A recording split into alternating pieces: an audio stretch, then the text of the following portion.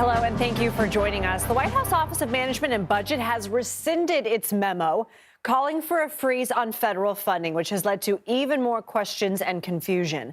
After a federal judge paused the order Tuesday, the White House said, quote, this action should effectively end the court case and allow the government to focus on enforcing the president's orders on controlling federal spending, end quote. President Donald Trump also signed the first bill of his second term, the bipartisan Laken-Riley Act, named after a college student who was murdered by an immigrant who was in the U.S. illegally, and will require the detention of unauthorized immigrants accused of certain crimes, including shoplifting and burglary. To Laken's family, we will keep Laken's memory alive in our hearts forever, everyone's hearts. With today's action, her name will also live forever in the laws of our country, and this is a very important law. This is something that has brought Democrats and Republicans together. That's not easy to do. Laken did it. Federal workers are now being offered a buyout if they don't want to comply with a recent executive order ending remote work options for federal employees. The White House expects up to 10% of the roughly 2 million federal employees to take it. But the offer has raised legal questions, and Democratic Senator Tim Kaine has urged workers not to accept it, saying the president, quote, has no authority to make that offer, and saying he doubts they'll ever get their money. CBS News White House reporter Olivia Rinaldi joins me now. So, Olivia, the White House press secretary, when it comes to this freeze of federal funds, says they're not rescinding the freeze. It's simply a rescission of the memo. What does that mean? Yeah, it's quite confusing, a little bit of a confusing day here at the White House, Lindsay. Let me just walk you through what happened. We heard from the acting director of the Office of Management and Budget that federal agencies, that memo that went out to them about the freezing of federal funds from OMB had been rescinded. We then heard from Caroline Leavitt, the press secretary, that said this was not a rescission of Trump's executive orders regarding federal funding.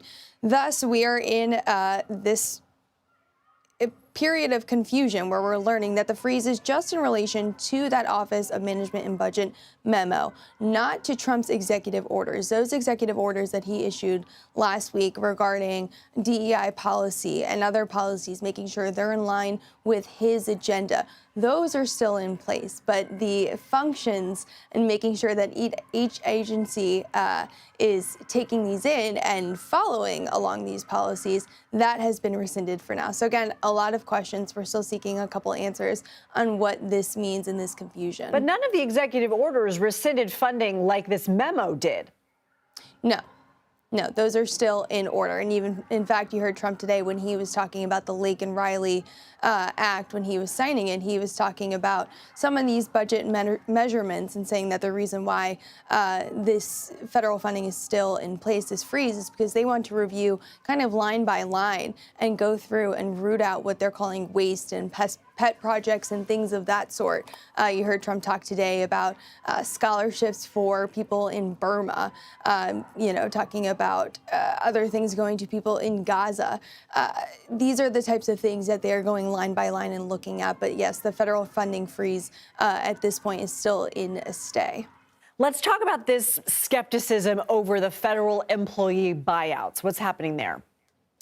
Well, there's still a lot of, we're working on that. We're going to get through that as well. But we do know that there was a memo sent out to federal employees. There's about 2 million federal employees. And the question is, who is being offered these buyouts? They're being told they can resign by February 6th. That means they are placed on administrative leave. They are not working. And they would retire then by September of this year. And they would still be able to get all of the things such as a pension, budget, anything else that would be related to their retirement funds. But the goal there being really to, one, shrink the workforce, and two, make sure that the people who are in the workforce are doing, again, they're aligned with Trump's agenda and his policy. But as you know, Lindsay, the federal government is a pretty big place. 2 million people work here.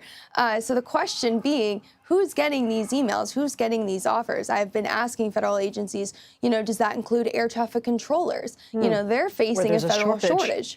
Right.